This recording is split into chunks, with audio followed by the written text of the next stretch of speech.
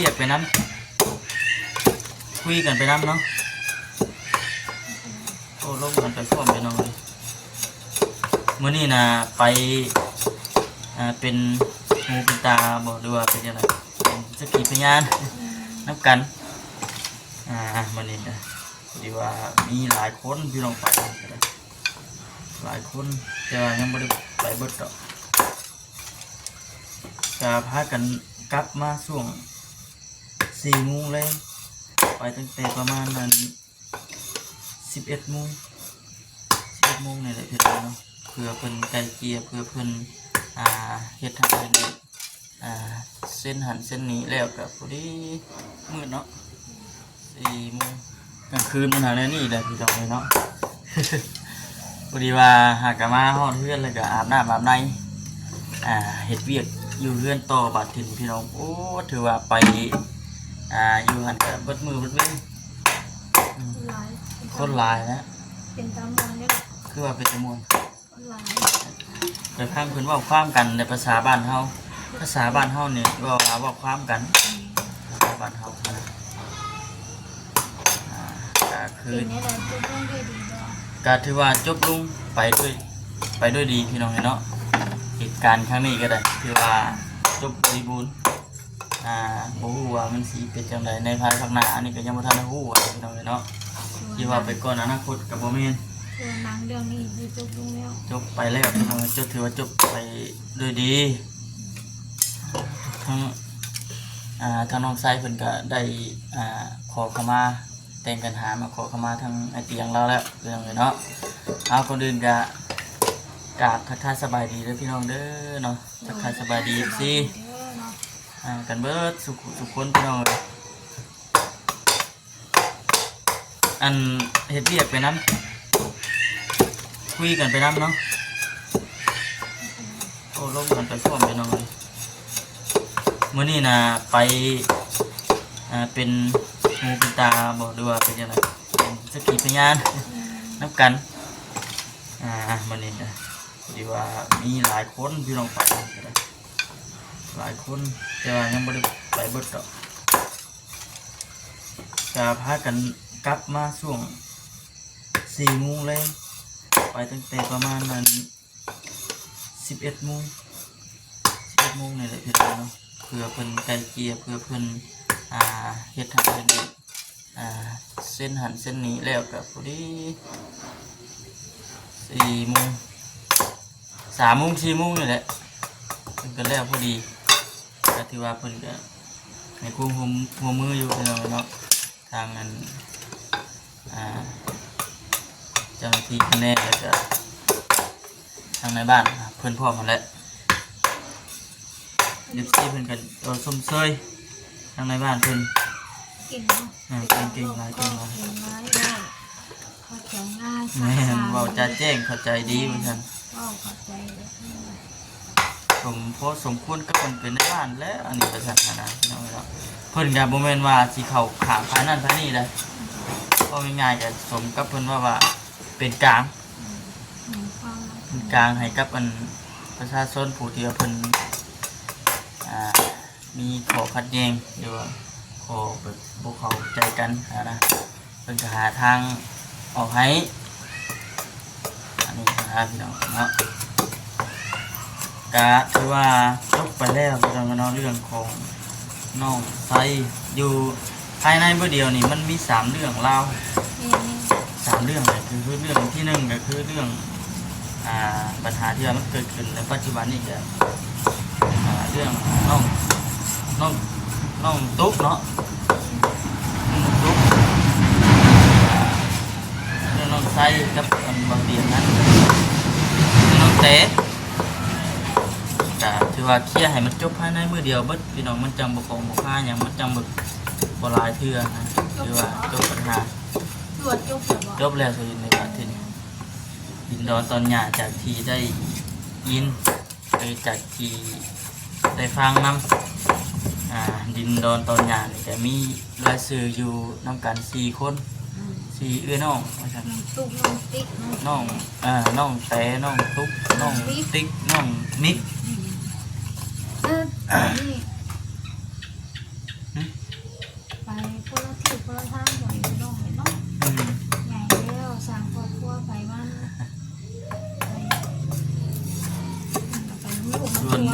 ทยนี่ก็มาส่วนน้องไล่นี่ก็คือว่าทางผู้รักผู้ใหญ่เพิ่น บ่มีสิเรื่องบ่ เพิ่นว่าง่ายๆก็เพิ่นมอบให้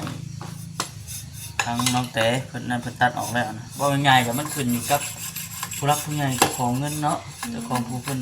เฮ็ดเพิ่นสร้างให้แล้วพี่น้องเนาะเฮาสิปฏิเสธเพิ่นก็บ่ได้นะว่าจุดประสงค์เพิ่นในนั้นนะพี่น้องเพิ่นว่าในใดก็ตามเพิ่น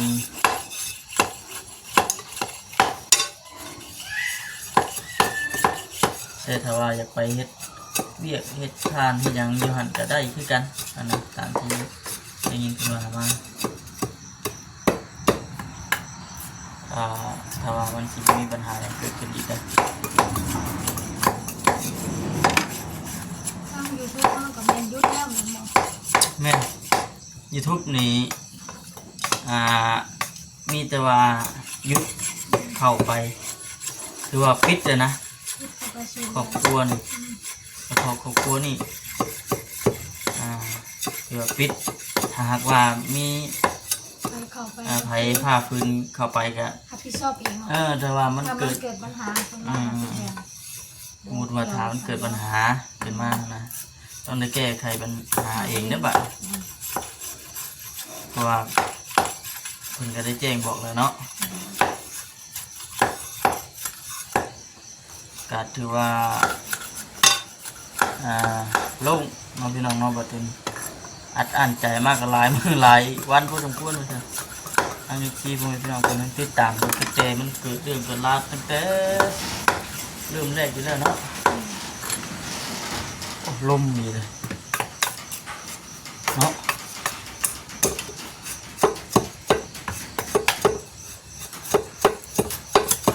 แต่ว่า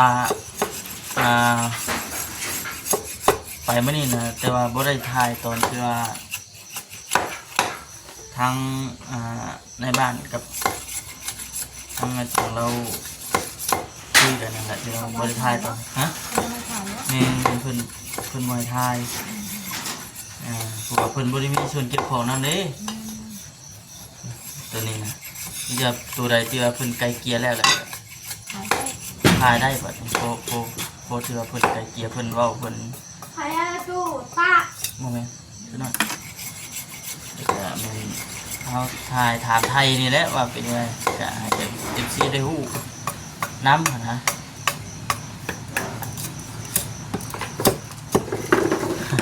แต่ก็คือว่าอะไรเป็นเนาะแต่จริงๆ FC สิสงสัยบ่สงสัยหรอกน้องเบิ่งเนาะ ต้องใส่นะขวัญ เพราะว่าเอ้ยกับน้องมากก็บ่ได้น้องก็บ่ได้ปากกับเอ้ย บอกชมสีปากน้ำแท้ชมสีกินหอดน้ำกันแท้ หรือว่าเป็นอันนี้บ่พี่น้องหรือว่ามันหรือว่าน้องตุ๊กเป็นคนทางนี้แหละ เดี๋ยวห้องบริโภคเลยเนาะบริโภคน้องเนาะโดนตื่นตัวโดนได้เนาะตั้งแต่น้องตุ๊กเอาหัวเป็นบ่ ยันทางนี้หายในชีวิตจ้ะ ตั้งแต่น้องตุ๊กเอาหัวขึ้นไปฝึกมากแบบว่าต้นที่ต้นพุ่นเดี๋ยวพ่อแม่พี่น้องไว้สงสารแดด น้องตุ๊ก น้องตุ๊กผูกบนท้อง อันนี้คือน้อยใช่ไหมเอาบ่ คอยเอาบูล้าง พูดแล้ว ก็บอกปากบล้างคือว่าอะไรเป็นที่พูดเนาะอยู่น้ำผัวไหลน้ำผัวแบบนั้นน้องนี่มาทราบเวลา คนผู้เดียวแกหมู่จังซี่ เอื้อยก็ไปคนละทางขณะเอื้อยอยู่น้ำยังว่าใคร อยู่บ่ได้แล้ว เอื้อยก็เอาลูกเอาผัวไปอยู่ในงานหากินทำแหละ มากันเว้าหยังแล้วก็ย่างเมื่อเลย บอก บ่ได้ถามข่าวผู้เป็นเรื่อยนะ บริถามข่าวน้องเลย ฮะ บริถามข่าวน้องบอก จ้าว่าเลยถ้าบ่คำเห็นมันก็คือต่างคนก็ต่างบ่ค่อยได้ปากเหมือนกัน ก็บ่ฮู้เรื่องมันเพิ่น เขาบ่ได้รู้เขา ถือว่ามันจบไปแล้วก็เอ้าดีใจน้ำเนาะ แม่น มันเป็นความเจ๋งจ้าเจ๋งเลยดิ ดีใจน้ำเพิ่นดีใจกับครอบครัวเพิ่น แต่ว่ามีแต่ว่าให้ที่เจารณาเบิ่งคลิปแล้วก็เบิ่ง พิจารณาเบิ่งนะว่าท่าทางท่าทีมันเป็นจังไดติดตามเบิ่งพี่น้องเนาะ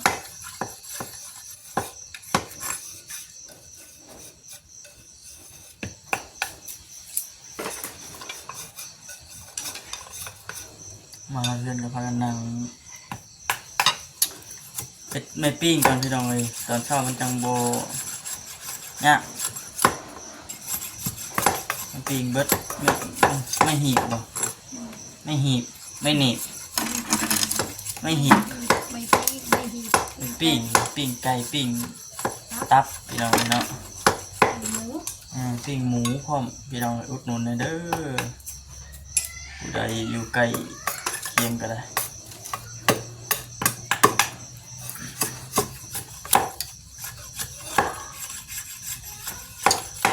คือทั้งเสียงละว่ามาและกันภาษีนี่แต่ว่าตักเตือนทั้งน้องเพิ่นขอขมาลาโทษแล้วก็ให้อภัยเพิ่นสิ่งที่สำคัญสิ่งที่หายากที่สุดนี่ก็คือการให้อภัยนี่แหละเป็นสัตว์สมมติว่าเมื่อนั้นมันโมเมนต์ก็บอกดีแหละสมมติว่าเป็นกับผู้อื่นแหละบางคนอื่นเขาไม่ยอมกับมีเนาะ ไปอินมากินข้าวของเว้นแม่ห้องชายล้างไข่เอาทุกเปิดประตู ชวนหน่อย ไม่อยากรู้ สบายดีปะลุงนะ เจ้าหาบ่เห็น สบายดีปะลุงไว้ สบายดีก่อน เห็นว่าปะลุงอ่ะ สบายดีก่อนสบายปะลุง สบายดีปะลุง ว่ากับลุง สบายดีล่มได้ นี่หัน หือ กับเข็น เอาไปทำเอง ฮะ ไหนอยู่ในเพื่อมันหนาวไว้นอกไปเลยสักหน่อยไว้อัดลูกดู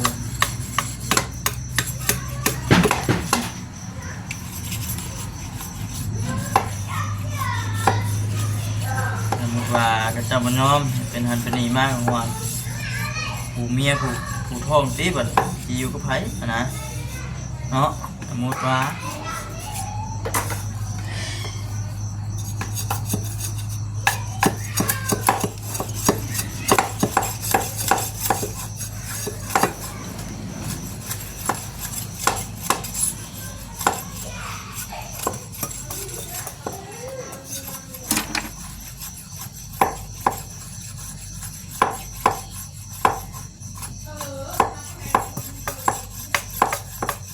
หนาวแล้วพี่น้องเริ่มหนาวเลยทั้งบ้านนั่นเดี๋ยวนี้เนาะอากาศเย็นพี่น้อง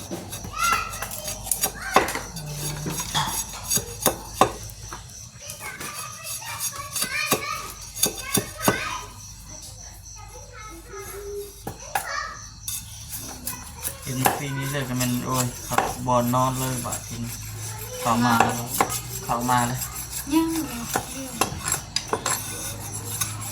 จังใดก็คือว่าเราพี่น้องฝากติดตามฝากเข้าเป็นกำลังใจให้เด้อพี่น้องเด้อเนาะคือทำมาทำการช่วงมีเวลาช่วงบริเกี่ยวกับได้ออกไปข้างนอกเต็มที่อยู่ช่วงใดยากกับบริออกไป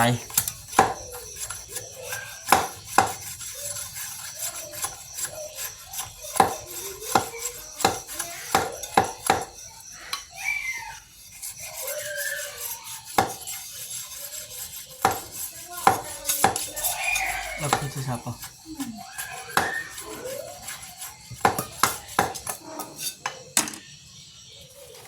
เฮ็ดช่วยกันอยู่ตรงนี้มันเด็กเลยเดี๋ยวนี้นะ6 โมงท่านหอด7 โมงกับ6 โมงอยากรับเลยพี่น้องเลยคือว่าคืออยู่นอนมันแต่สิละอย่างนอนเลยก็นอนเจ็บครับเป็นอะไรหลังจากว่าโบได้ตื่นสวยเพื่อได้4 โมงนอนดึกนอนอย่างตื่นอยู่ประมาณ4 โมงเนี่ยตื่นสวยยังมาทันหมื่นแบบใส่บาทกันให้บืนเนาะ เศร้าเด้อเด้อ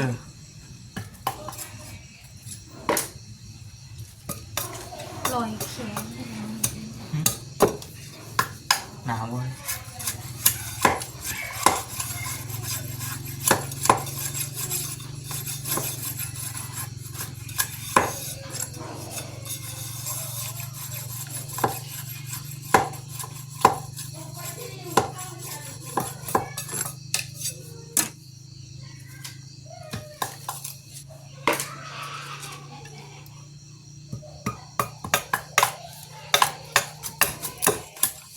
แต่ว่า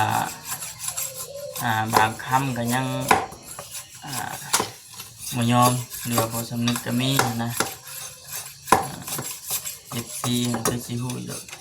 ที่ว่าปล่อยลงไปเมื่อเช้านี่ก็ได้คลิปเสียงเนาะพี่น้องเมื่อเช้านี้ เคยว่า เป็นอัดเสียงส่งเสียงมาให้ฟังไปแหละ ส่งเสียงว่าค่ะ จังหวะเลยค่อยก็เปิดชู14ครั้งเห็นในคลิปของบอบอสคนนั้นน่ะ คนว่ากับบอสจ้ะ เมื่อไหร่จ้ะถือว่าจบกันคนละทิศคนละทางบาท ทางบ้านเนาะ หาอยู่หากิน แต่ว่าหมอยเฮ็ดกับไผบัดนี้ใครก็ตามแต่เฮ็ดแบบนี้เนาะมันบ่ดีต่อตัวเองแล้วบ่แม่นว่าหยังเนาะเอาไอ้ดีเด้อพี่น้องไปทางใดก็มีแต่คนทั่วมาดีได้อยู่แถวบ้านทั้งบ้านน้องคนนึงก็คนฮู้คนบ้านเอาสิโอ้ยระเบิดเถิดเทิงแถมมาลงเฟซอีกคนฮู้ทั่วโลกเลยบาด เนี่ยทั้งเฟซทั้งชีไว้เลยเสียง บ้านใดเมืองใดเขาก็ฮู้อันนี้มีแต่เขาบ่ไล่เจ้าจากงานอีกเฮ็ดงานอยู่ใส่ก็ ใช้สเตล บ่แม่นน้องไส เรียนนั่นจะไหนนะ เอ้ยโรงงานอ้อยนี่แหละนี่ เขาโบราณเจ้าคงงานอ่อยเนาะ เห็นว่าสิดอก เป็นงานรายวันเฮา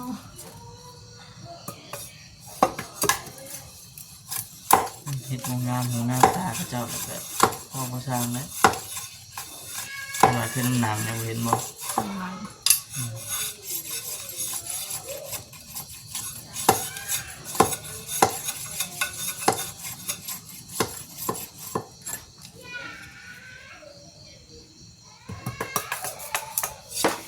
หนาวแล้วพี่น้องทางบ้านเฮาใกล้สิเบิดมื้อใกล้แล้วเนาะอีกพี่น้องเอ้ย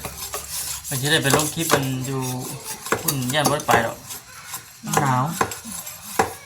แล้วก็ดึกแล้วก็อยากนอนแล้วบัดแต่ช่วงท่านนะมีห้างอะสิว่านอนดึกก็แม่นบ่เฮ้ยนอนดึกแล้วก็ตื่นก็ธรรมดา7 โมง 6 โมง 7 โมงแต่ว่าพอมีห่านขึ้นมาแล้วก็มันก็เปลี่ยนนู่นเลยตื่นถวยยังบ่ทัน สวยย่างบ่ทันหมู่ เปลี่ยนไปเองมาเลยพี่น้องเลย สวยย่างบ่ทันลูกค้าคือเฮาเดี๋ยวเราไปห้างก็ตื่นร้อยเนาะร้อยแจกไปห้าง อ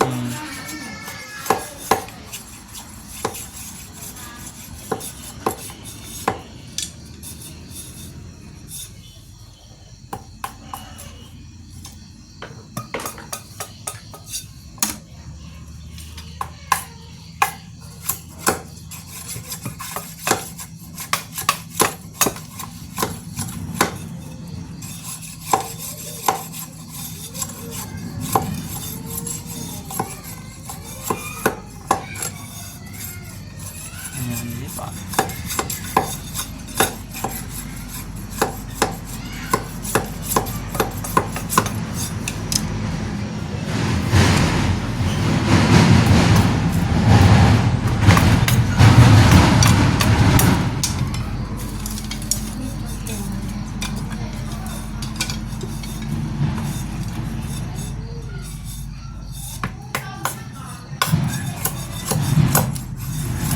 เสียงคนตุ้มบ้า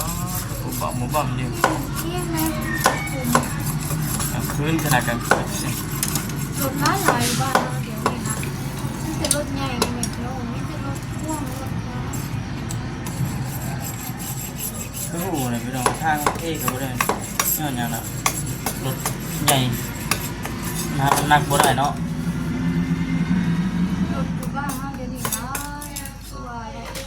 เงินหนึ่งสองสามคันก็มีไปขี่มามินใช้รถจักรทำงานไปขี่ เดี๋ยวเหรอ ก็เหยียบก็เหยียบได้เฉย เนี่ยเรื่องผู้ใดไก่ท่านโดยเฉพาะเรื่องใส่ อ๋อ ที่ฉันเรื่องงานมันผู้ใหญ่ที่น้องว่าโอ้ยมาเล่ามาเลยเนี่ยบุ้มบ่ำบุ้มบ่ำ เอาไปมาอยู่ตะวิทย์คือคนนอนรับไปอยู่พี่น้องเลยก็กินก็ถือว่าไปสิเบิดเลยละตอนนี้ก็ยังบ่ทันได้ดึกเด้อพี่น้องเลยเวลาก็อยู่ในประมาณ7 โมงแรงหรือว่า7 โมงกลางคืนนั่นแหละพี่น้องเอ้ยที่ของไทยเพิ่นเอิ้นว่าทุ่มหนึ่งบ่ฝั่งลาวเขาเพิ่นเอิ้นว่า7 โมงแรงพี่น้องเอ้ยเนาะแต่ยังบ่ทันได้ดึกปานใด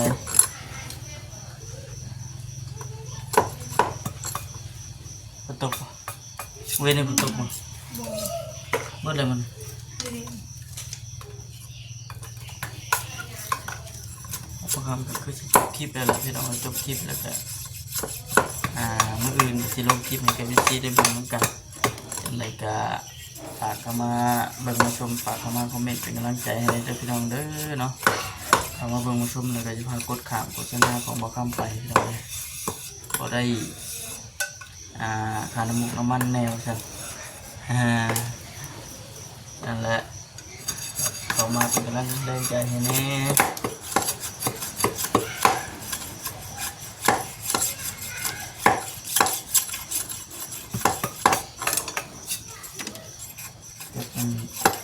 แรงไปถ่ายคลิปแน่เกี่ยวเขาแน่พี่น้อง เกี่ยวขายังกันแล้ว เกี่ยวเขาก็ยังไม่ทันแล้วขายของแน่ครับกี่ของมันจะต้องได้แลน ไปซื้อเงินเครื่องมาเติม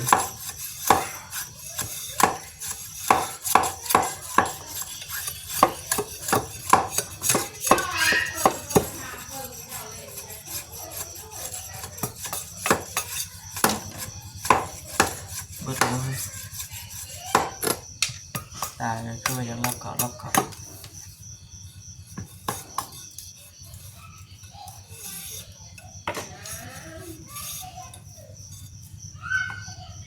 เสียงปั่นเข่าบ่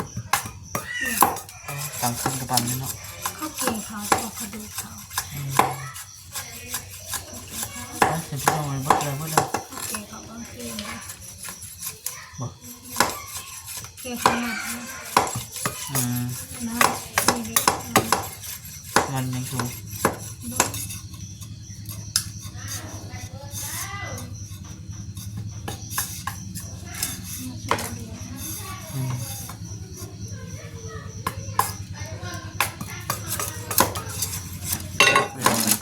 ไปดูดี จารุ่นมาหลายหลายว่านเกี่ยว ทั้งเรื่องของน้องคนบอก นี่เดี๋ยวน้องจะมา ว่าจะเป็นอะไรดิ นี่ ที่ถ่ายจบลงไปด้วยดีพี่น้องเนาะมีแต่ว่าเอาบัดทีนี้จบแล้วก็แยกทางกันหาเลี้ยงครอบครัวไผครอบครัวลาวบัดทีนี้เนาะสำคัญที่สุดก็คือบอกทั้งน้องๆคนว่าให้ฮักแพงกันคือเก่าอันแหละบ่ให้ผิดบ่ให้หักบ่ให้เทียงกันฮักแพงกันพี่เป็นน้องคือเก่า